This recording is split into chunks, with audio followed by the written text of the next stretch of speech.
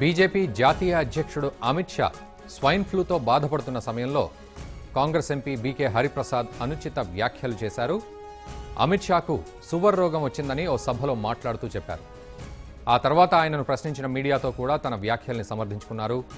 తన మాటలకు చింతించడం లేదన్నారు. జేడీయూ కాంగ్రెస్ ఎమ్మెల్యేలను సంప్రదించడం ఆపే వరకు ఆయన ఆరోగ్యం క్షీణిస్తూనే ఉంటుందని మరింత వివాదాస్పదంగా మాట్లాడారు. కర్ణాటక ప్రభుత్వంపై చేయి వేయడానికి ప్రయత్నిస్తే ప్రజలు ఆయనను శపిస్తారని, ఆయన మరింత అనారోగ్యానికి గురవుతారన్నారు. ఇక రఫేల్ కుంభకోణంలో మోడీ, అమిత్ షా వేల కోట్లు సంపాదించారన్నారు.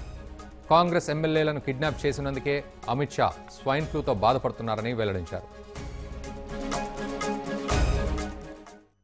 Protest here, Bangalore City Congress Committee, all the three committees have joined together, protest against the act of Mr. Narendra Modi and Mr. Amit Shah.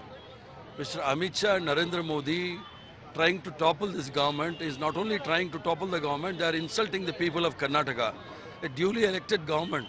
The mandate of the people of Karnataka is to have a coalition government. People didn't give a mandate to any single political party.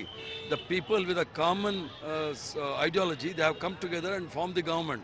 And Amit Shah and Narendra Modi, because of the money they have got through the Rafale deal, with that money they are trying to topple this government. People will not tolerate this and people will not allow this. Let them not go to past. You just go recently, some of the MPs have resigned from the BJP and they are trying to join the different political parties. Their allied party, whether it is Kushwaha or Chandrababu Naidu or in UP, Apna Dal, everybody is deserting BJP. It is not the handwork of the Congress party. The people have come to know that it is a sinking ship. Everybody is deserting Mr. Modi and Amit Shah. You can say all MLA with you, sir. 100%, all the MLAs are with us. And those MLAs who are there in Bombay, they are trying to come out of Bombay, but they are not being allowed by the goons of Mr. Amit Shah. They have kidnapped him. Amit Shah's goons are not letting these MLAs to come out of Bombay hotel. Behind the protest.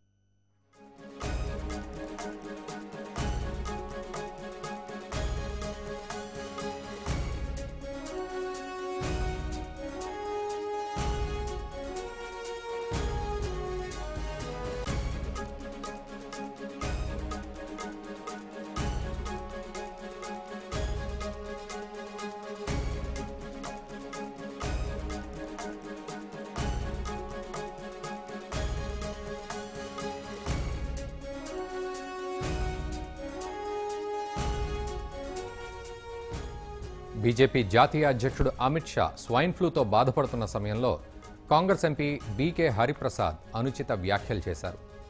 Amit షాకు సువర్ రోగం వచ్చిందని ఓ సభలో మాట్లాడుతూ చెప్పారు. ఆ తర్వాత ఆయనను ప్రశ్నించిన మీడియాతో కూడా తన వ్యాఖ్యలు సమర్థించుకున్నారు. తన మాటలకు చింతించడం లేదన్నారు. జేడీయూ కాంగ్రెస్ ఎమ్మెల్యేలను సంప్రదించడం ఆపే వరకు ఆయన ఆరోగ్యం క్షీణిస్తూనే ఉంటుందని మరింత వివాదాస్పదం చేశారు.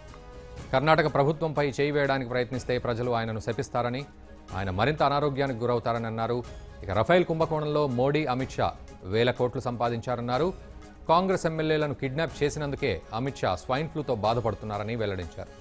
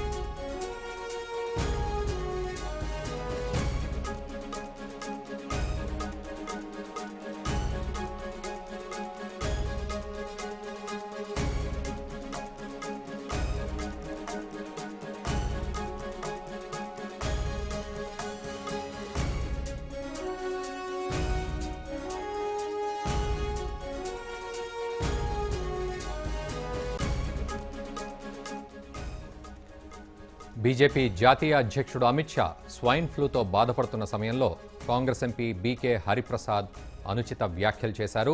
అమిత్ షాకు సువర్ రోగం వచ్చిందని ఓ సభలో మాట్లాడుతూ చెప్పారు. ఆ తర్వాత ఆయనను ప్రశ్నించిన మీడియాతో కూడా తన వ్యాఖ్యలు సమర్థించుకున్నారు. ఇక ఇదే అంశంపై స్పందించడానికి మనతో పాటు ఫోన్ లైన్లో బీజేపీ సీనియర్ నేత విష్ణువర్ధన్ రెడ్డి గారు ఉన్నారు. విష్ణువర్ధన్ రెడ్డి గారు, నమస్తే అండి. నమస్కారం అండి. బీకే హరిప్రసాద్ గారి వ్యాఖ్యల్ని ఏ విధంగా చూస్తూ ఉన్నారు? అంటే ఒకవైపు స్వైన్ ఫ్లూతో బాధపడుతుంటే ఈ రకమైన వ్యాఖ్యల్ని ఏ విధంగా చూస్తూ ఉన్నారు? కాంగ్రెస్ పార్టీ ఫ్రస్ట్రేషన్ లో ఉంది. కాంగ్రెస్ పార్టీ అధికారం కోల్పోయిన తర్వాత ఇంకా దరిదాపుల్లో కూడా ఈ దేశంలో అధికారంలోకి వచ్చేటువంటి పరిస్థితులు లేని సందర్భంలో ఈ రోజు అమిత్ షా గారి పట్ల మాట్లాడిన వ్యాఖ్యలు కానీ, లేకపోతే వాళ్ళ పార్టీకి సంబంధించినటువంటి జాతీయ అధ్యక్షుడు ఉన్నటువంటి రాహుల్ గాంధీ గారు ఈ మధ్య జరిగినటువంటి దుబాయ్ పర్యటనలో భారతదేశంలో రక్షణ లేదని మాట్లాడినటువంటి వ్యాఖ్యలు కానీ, ఇవన్నీ కూడా ఏంటంటే ప్రధానంగా కాంగ్రెస్ పార్టీ 2019లో ఎన్నికల్లో గెలవలేదు కాబట్టి అసహనంతో మాట్లాడుతున్నటువంటి వ్యాఖ్యలుగా భావిస్తున్నాం. దీన్ని తీవ్రంగా ఖండిస్తున్నాం. కాంగ్రెస్ పార్టీ వ్యాఖ్యలను ప్రజలందరూ కూడా గమనిస్తున్నారు. కాబట్టి ఒక దేశానికి సంబంధించినటువంటి ఒక పార్లమెంటు సభ్యుడు, తోటి పార్లమెంటు సభ్యుడు, ఒక జాతీయ పార్టీకి సంబంధించిన అధ్యక్షుడైనటువంటి వ్యక్తి అనారోగ్యానికి గురి ఆసుపత్రిలో ఉంటే మానవత్వంతో మాట్లాడేటువంటి సంస్కృతి లేనటువంటి కాంగ్రెస్ పార్టీ సంబంధించిన నేతలు వాళ్ళ అసహనమైన వ్యాఖ్యలను ప్రజలు గమనిస్తున్నారు. ప్రజలు వీళ్ళందరినీ కూడా చిదిరించుకుంటారు. సరైన సమయంలో ప్రజలు చెప్తారనే విషయాన్ని గుర్తు చేస్తున్నా. ఈ వ్యాఖ్యల యొక్క ప్రధానమైన ఉద్దేశం ఏంటంటే 2019 ఎన్నికలకు ముందే గెలవలేమో అనేక సంకేతాలు ఇస్తున్న సందర్భంలో ప్రధానంగా బీజేపీ గెలుపుకు 2019లో అధికారంలోకి రావడానికి ఏదైతే అమిత్ షా, అదేవిధంగా ప్రధానమంత్రి నరేంద్ర మోడీ జోడీ ఏదైతే ఉందో దీన్ని జీర్ణించుకోలేనటువంటి కాంగ్రెస్ పార్టీ సంబంధించిన నేతలు ఈ రకమైన చౌకబారి వ్యాఖ్యలు మాట్లాడుతున్నారు. ప్రజలు ఈ విషయాలు గమనిస్తున్నారనే విషయాన్ని నేను గుర్తు చేస్తున్నాను. Thank you very much Vishnuvardhan Reddy గారు ఫర్ ద రెస్పాన్స్.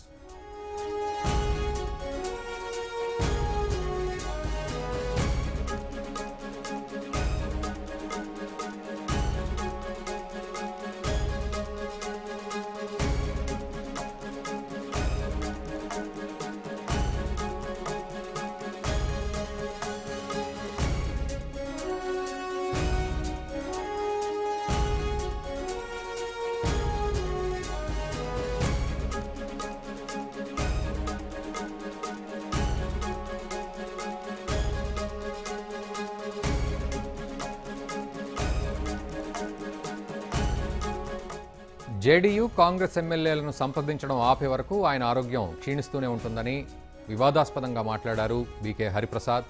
కర్ణాటక ప్రభుత్వంపై చేయి వేయడానికి ప్రయత్నిస్తే ప్రజలు ఆయనను శపిస్తారని, ఆయన మరింత అనారోగ్యానికి గురవుతారన్నారు. ఇక రఫేల్ కుంభకోణంలో మోడీ, అమిత్ షా వేల కోట్లు సంపాదించారన్నారు.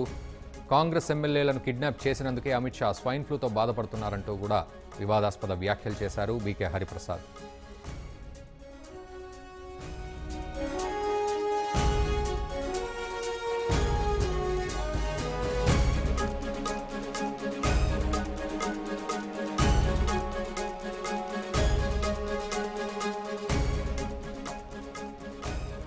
బీజేపీ జాతీయ అధ్యక్షుడు అమిత్ షా స్వైన్ ఫ్లూతో బాధపడుతున్న సమయంలో కాంగ్రెస్ ఎంపీ బీకే హరిప్రసాద్ అనుచిత వ్యాఖ్యలు చేశారు.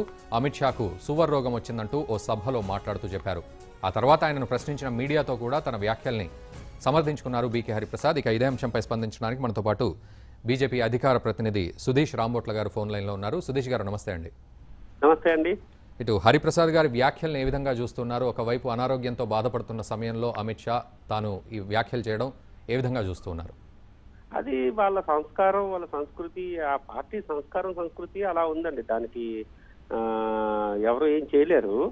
వాళ్ళకి ఏంటంటే ఒక డీసెన్సీ కానీ, పబ్లిక్ లైఫ్ లో చూపించాల్సిన సంస్కారం కానీ, ఇవన్నీ ఆ పార్టీ బైలాస్లు లేవండి.